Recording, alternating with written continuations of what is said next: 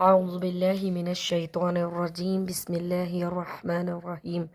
رب اشرح لي صدري ويسر لي أمري واحلل عقدة من لساني يفقهوا قولي. آپ تمام ایک آیت ایک پیغام کے گروپ کے اندر شامل خواہران کی خدمت میں السلام علیکم۔ ماہ مبارک رمضان کا 9واں دن اور خداوند متعال بس عشرے کا یہ سمجھے آخری دن سمجھا جائے گا، پھر کل تو 10واں ہے، تو عشرہ جو ہے یہ پہلا عشرہ جو ہے وہ ہمارے لیے تمام ہو جائے گا۔ تو ہماری کوشش جو ہے وہ یہی ہونی چاہیے کہ ہم زیادہ سے زیادہ اس کی برکتوں سے فائدہ اٹھا سکیں۔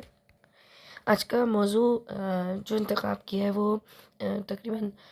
ہماری زندگیوں میں مطلب اگر اس آیت کے اوپر ہم غور کریں تو ہمیں اپنی زندگیوں میں بہت ساری ایگزامپلس جو ہیں وہ ملتی ہیں، اور ایک بحیثیت ایک خاتون جو گھریلو زندگی گزار رہے ہیں یا مختلف جب ہمارا ارتباط ہوتا ہے، لوگوں کے ساتھ رابطہ ہوتا ہے، رشتہ داروں میں ہمارے آنا جانا ہوتا ہے، اور ان ساری چیزوں کے اندر ہم اس طرح کے بہت سارے کام ایسے ہوتے ہیں کہ جو ہم کر رہے ہوتے ہیں۔ تو جو آیت جس کا انتخاب کیا وہ سورہ اعراف کی آیت نمبر 163، جس میں خداوند متعال ارشاد فرما رہا ہے وَاسْأَلْهُمْ عَنِ الْقَرْيَةِ الَّتِي كَانَتْ حَاضِرَةَ الْبَحْرِ إِذْ يَعْدُونَ فِي السَّبْتِ إِذْ تَأْتِيهِمْ حِيتَانُهُمْ يَوْمَ سَبْتِهِمْ شُرَّعًا وَيَوْمَ لَا يَسْبِتُونَ لَا تَأْتِيهِمْ كَذَلِكَ نَبْلُوهُمْ بِمَا كَانُوا يَفْسُقُونَ۔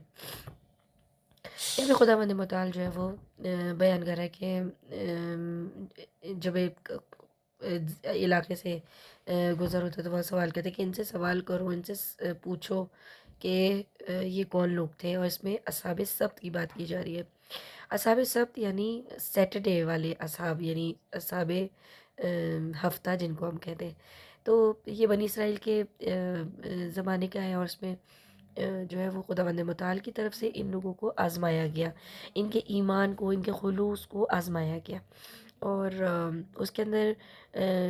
یہ لوگ مچھلی کا شکار کیا کرتے تھے، اور خداوند متعال نے ان کے اوپر یہ پابندی لگائی تھی کہ یہ ہفتے والے دن جو ہے وہ شکار نہ کرے، اور باقی دنوں میں ان کو اجازت تھی کہ وہ شکار کر لیں۔ اور خدا کی ظاہر ہے خدا کا امتحان تھا، تو مصلحت یہ تھی کہ مچھلیاں جو تھیں وہ زیادہ مچھلیاں جو تھیں وہ ہفتے کو آتی تھیں، اور باقی دنوں میں ان کو مچھلی لینے میں کامیابی نہیں ہوتی تھی۔ تو ایسے موقع پہ انہوں نے خدا پر نہ توکل کیا، نہ خدا کے اوپر یقین کیا، نہ اخلاص اپنا دکھایا، بلکہ ان لوگوں نے سوچا کہ ہم خدا کو کسی طریقے سے دھوکہ دیں، اور اس کے اندر انہوں نے کیا کیا کہ دریا کے ساتھ میں چھوٹی چھوٹی نہریں بنائیں، اور وہ نہریں جو تھیں وہ ایک حوض کے اندر جا کے جو ہے وہ گرتی تھی۔ اب ان نہروں کے ذریعے یہ ہوتا کہ جب سیٹرڈے کو یعنی ہفتے کو جب مچھلیاں زیادہ آتی تو وہ ان نہروں کے ذریعے ہوتی ہوئی ان حوض میں جمع ہو جاتی، اور پھر اس کے بعد یہ لوگ ہفتے کے علاوہ یعنی اتوار کو جاتے یا پیر کو جاتے تو ان مچھلیوں کا شکار کر لیا کرتے تھے، اور اس کے ذریعے وہ لوگ یہ سوچتے تھے کہ ہم نے خدا کو جو ہے وہ دھوکہ دے دیا، یعنی ہم خدا کو یہ تو کہہ سکتے کہ ہم ہفتے کو شکار کرنے نہیں گئے تھے، لیکن دراصل جو ہے وہ یہ شکار ہی کر رہے تھے، لیکن کسی دوسرے طریقے سے کر رہے تھے۔ تو خدا نے ان کے اوپر پھر ان کے اوپر عذاب آیا، اور ان کو جو ہے وہ تبدیل کر دیا گیا۔ زیادہ روایت میں یہ ملتا ہے کہ ان کو بندر کی شکل بنا دیا گیا، ان اصحاب سبت کو۔ اب جو چیز ہمارے لیے بہت اہم ہے اور جس کے بارے میں سوچا جا سکتا ہے وہ یہ کہ اس آیت سے ہمیں جو ہے وہ ایک تو یہ چیز ملتی ظاہر ہے کہ عاقبت کے بارے میں ملتی ہے کہ ہر انسان جو ہے یعنی اس کی عاقبت جو ہے وہ باطنی طور پہ اگر ہم دیکھیں تو ہماری عاقبت بھی ان بندروں وغیرہ سے کم شاید نہ ہو، وہ اس لیے کیونکہ جو کام ہم انجام دیں، جیسے مختلف روایات کے اندر جو ہے وہ مثال کے طور پہ بیان کیا گیا ہے کہ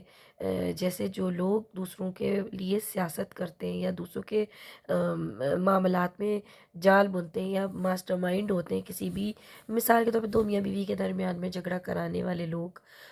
جو ہے وہ خداوند متعال ان کو کس طریقے سے معشور کرے گا، تو روایات کے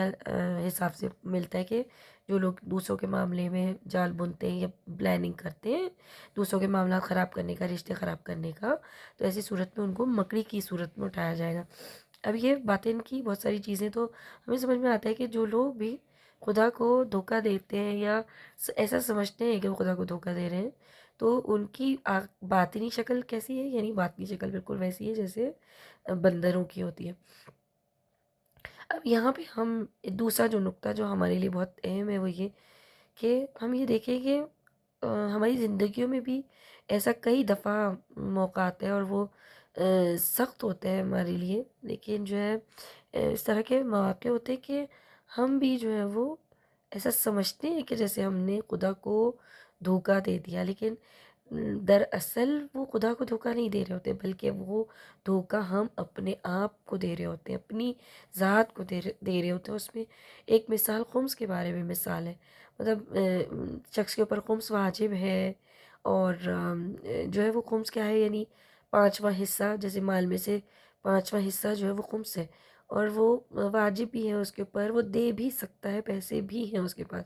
لیکن وہ کوئی ایک ہیلا بناتا ہے، کوئی بہانہ بنا کے کہ میرے پاس گھر نہیں ہے، میں حج پہ نہیں گیا، میں یہ میں وہ، 10 بہانے بنا کر وہ یہ سمجھتے ہیں کہ میں خدا کو دھوکہ دے رہا ہوں، جبکہ اس کے اندر اس کا ضمیر تو ملامت یہ کرتا ہے کہ ہاں تم خمس نہیں دیا، تم قرض دار ہو، دیکھا جائے تو امام کے قرض دار ہو، بی بی زیدہ کے قرض دار ہو،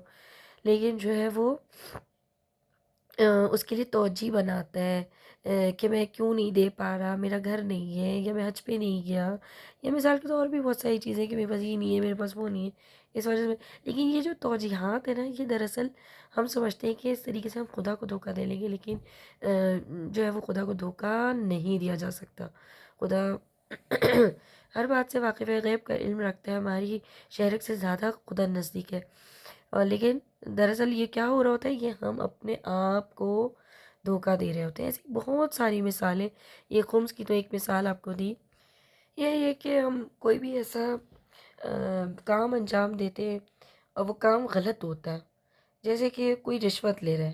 اب رشوت کیا کہتے ہیں، رشوت الراشی والمرتشی، یعنی دونوں لینے والا اور دینے والا دونوں جو ہے وہ کیا ہے، روایت کے اور حدیث کے مطابق کہ آگ میں ہے۔ اب اس رشوت لینے کی رشوت لینا یا دینا جو بھی ہے، وہ دونوں خراب کام ہے، غلط کام ہے، حرام کام ہے خدا کی نظر میں، لیکن ہم اس کو جو ہے وہ سمجھتے ہیں ہم خدا کو دھوکہ دے پائیں گے کس طریقے سے، کہ وہی رشوت کا مال لیں اور جو ہے وہ غریبوں میں آئیں اور اس میں سے کچھ مال لے کر جو ہے وہ غریبوں میں بانٹ دیں، یہ سوچ کر کے ہم نے اس بات کی توجیہ کر لی۔ یہ توجیہ کرنے والا جو معاملہ ہے نا، یہ ہر جگہ پر آتا ہے کہ ہم توجیحات کرنے لگتے ہیں کہ خدا کے کوئی بھی معاملات ہوتے ہیں اس میں توجیحات لے کر آ رہے ہوتے ہیں، لیکن جب تک ہم توجیحات دیتے رہیں گے تو ہمارے اندر خلوص یا عمل کرنے کی جو صلاحیت ہے وہ نہیں رہے گی۔ اسی طریقے سے یہی اصحاب سبت نے جو سیٹرڈے والے اصحاب ہیں، ان لوگوں نے بھی یہی کام کیا، انہوں نے توجہ پیش کرنے کی کوشش کی کہ نہیں ہم تو سیٹرڈے کو گئے ہی نہیں، ہم تو سیٹرڈے شکار ہی نہیں کیا، ہم نے تو اتوار کو شکار کیا ہے، جبکہ ہمیں الاؤ ہوتا ہے اتوار کو شکار کرنا، لیکن دراصل وہ یہ سمجھ رہے تھے کہ خدا کو دھوکہ، لیکن دراصل وہ خود اپنے آپ کو دھوکہ دے رہے تھے۔ تو ہمیں ان سب جو ہمارے پاس جو واقعات ہیں، جو لوگ ہیں، ان سے ہمیں سبق لینے کی بہت زیادہ ضرورت ہے، عبرت لینے کی ضرورت ہے، اور خداوند متعال اس ماہ مبارک کے رمضان کی برکت برکت سے ہمیں بھی یہ توفیق دے کہ ہم جو بھی کام کریں وہ خالص خدا کی راہ میں کریں، جس کے اندر کوئی ریاکاری نہ ہو، جس کے اندر کوئی دھوکے بازی نہ ہو، یا جس کے اندر ہم کوئی توجیحات نہ دے رہے ہوں، تو خدا ہمیں جو ہے وہ انشاءاللہ توفیق دے، اور ظاہر ہے اس کی توفیق کے بغیر تو کوئی کام ممکن ہے ہی نہیں۔ تو تو ہمیں خدا سے انشاءاللہ